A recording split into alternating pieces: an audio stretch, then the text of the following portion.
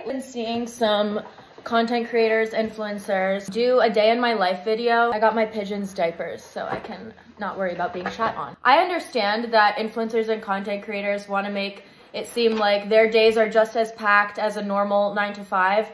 But I have to say something. From someone who pretty much 2 years ago to this day started to be self-employed, and I do social media as a living, I would like to give you guys some transparency and honesty. With this job, being your own boss has its pros and cons, obviously. When you're your own boss, you don't have to ask for PTO. If I wake up and I decide that I need a mental health day, I can quite literally just lie in bed all day, and it doesn't affect my bank account. There are seasons that are typically busier for influencers. The holiday season, pretty much like October through December, has been the busiest season for me in terms of like the most brand deals. You have multiple sources of income. The majority of my income comes from brand deals, so sponsorships essentially. Amazon storefronts, you get commission when someone purchases something from your storefront. Merch sales, I know that that's very similar to artists in the music industry. That can be a big source of income. Being part of programs, so for instance, I'm part of the Amazon influencer program and I get a certain amount of money per month for uploading videos to my Amazon storefront. Hi.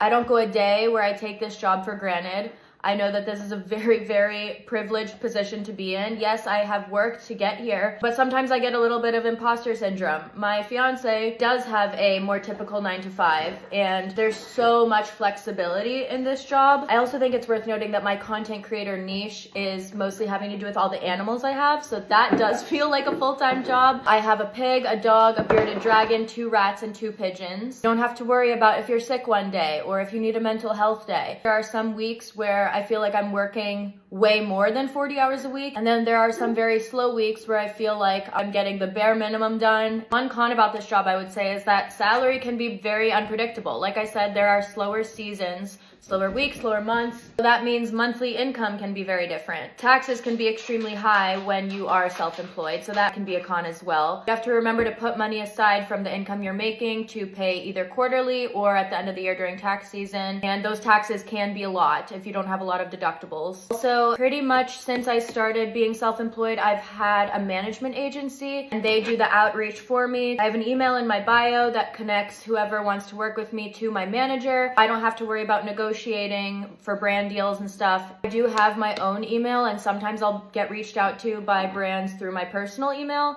so I can do the negotiating. I was an influencer manager at a management agency before I started doing this full time, so definitely have some knowledge about this stuff. Being signed to a management agency can be really, really helpful because they connect you with these big brands and they can vouch for higher prices for the brand deals for you. Of course, they take a percentage of whatever the brand is paying for that sponsorship. But okay, Merlin's going upstairs, hold on. See, this is my job, is taking care of all these animals and making videos for you guys. Oh, here he is.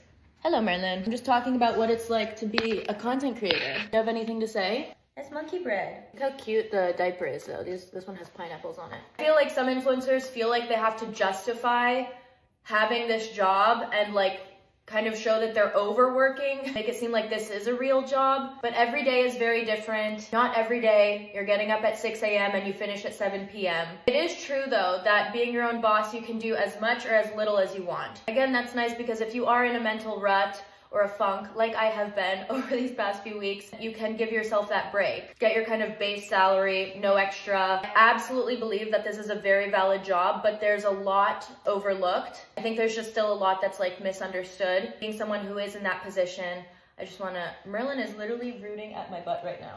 Could you not? Like I said, I did work also as an influencer manager, so I feel like I know my shit. For me specifically, I feel like a housewife, a caretaker, and I have my job, you know? I love cooking dinner for Alex when he gets home from work. I love doing the grocery shopping. I love cleaning. I've always loved to do those things. Having all these animals is a lot. I also edit all my own videos. I know some influencers, content creators have people that edit their videos. I do not. Editing is actually my favorite part. I wanted to give you guys some transparency and honesty. This is a really sick job and I don't take it for granted. I think no one should if they're in this position. It is a legitimate, valid job. I think there's just a lot that's been misunderstood, misconstrued. So, okay, I'm gonna go take care of my animals now. Bye.